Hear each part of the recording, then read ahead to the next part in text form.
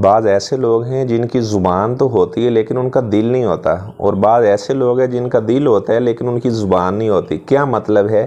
مطلب یہ ہے کہ زبان سے بڑے ماہر ہیں، لوگوں کو اللہ کی طرف بلاتے ہیں لیکن خود اللہ کی طرف نہیں آتے،